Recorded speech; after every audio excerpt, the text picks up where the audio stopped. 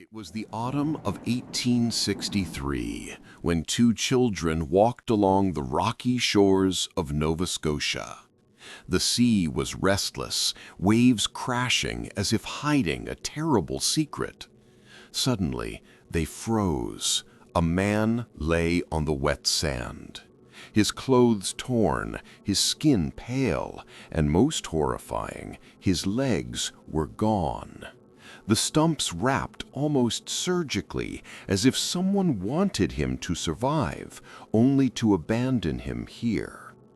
Villagers rushed with lanterns, fear gripping their faces. "Who are you? What happened to you?" But the man never spoke. His silence would haunt them for years to come. The villagers carried the stranger into their homes. They gave him food, clothes, a bed to rest. He accepted their kindness, but never their questions. Days turned to weeks, yet not a single word passed his lips. They called him Jerome. Still, his silence weighed heavily on them. Rumors began to spread. Was he a sailor punished by pirates? A criminal mutilated as punishment? Or a fallen nobleman exiled for sins too shameful to reveal? In dark taverns, under flickering candlelight, whispers grew stranger. Some claimed he was tied to secret voyages, while others dared to suggest he was not from this world at all. As days turned into months, Jerome became part of the village, yet always apart. Farmers left bread at his door. Children peeked curiously through windows, but he never laughed, never smiled. He would sit by the sea for hours, staring at the horizon as though waiting for something or someone. Some nights the villagers swore they heard him mutter strange sounds in a language unknown, words carried by the wind, sharp and guttural, like fragments of another world. Still, when asked, he remained silent. The mystery deepened. Who or what was this man with no past? Soon, sailors who visited the village began to spread rumors. They spoke of a shipwreck, an illegal vessel transporting men in secret. Perhaps Jerome was one of them, abandoned to die.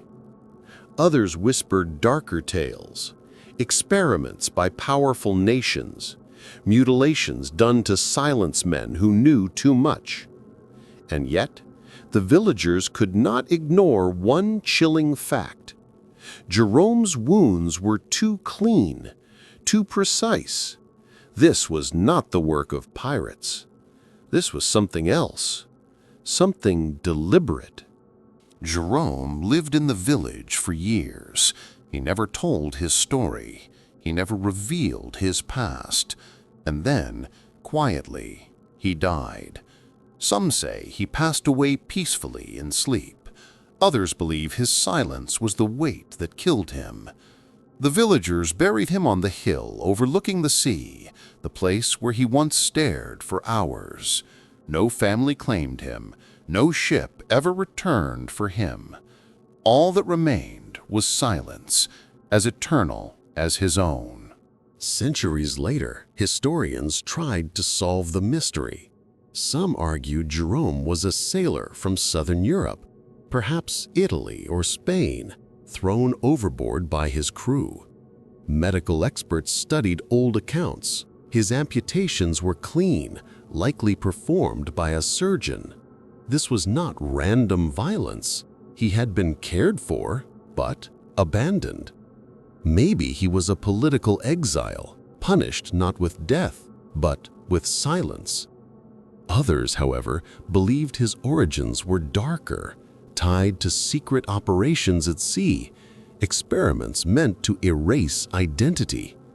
But one thing is certain, Jerome's silence still speaks louder than words.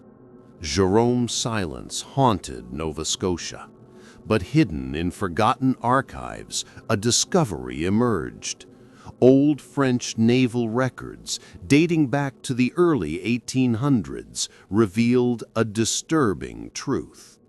A man, described with uncanny resemblance to Jerome, had been aboard a secret French ship. He was accused of treason, accused of selling naval secrets to foreign powers. His punishment was not death, but mutilation. His tongue cut to ensure eternal silence. His legs amputated, not by pirates, but by surgeons under military order. And then, in the dead of night, he was cast into the sea, abandoned, yet not allowed the mercy of death. This explains the surgical precision of his wounds, the reason he never spoke, the reason no one claimed him. Jerome was never a nameless castaway. He was a man erased by power, a victim of silence weaponized by the state. His presence in the village was not a mystery born of the sea, but of politics, cruelty, and betrayal. Yet even with this revelation, a question remains. If Jerome was truly a traitor, why not execute him? Why silence him instead? Some believe he carried truths too dangerous to be spoken, secrets that, if revealed, could shatter nations. Perhaps his silence was not punishment, but protection, not for him, but for the world.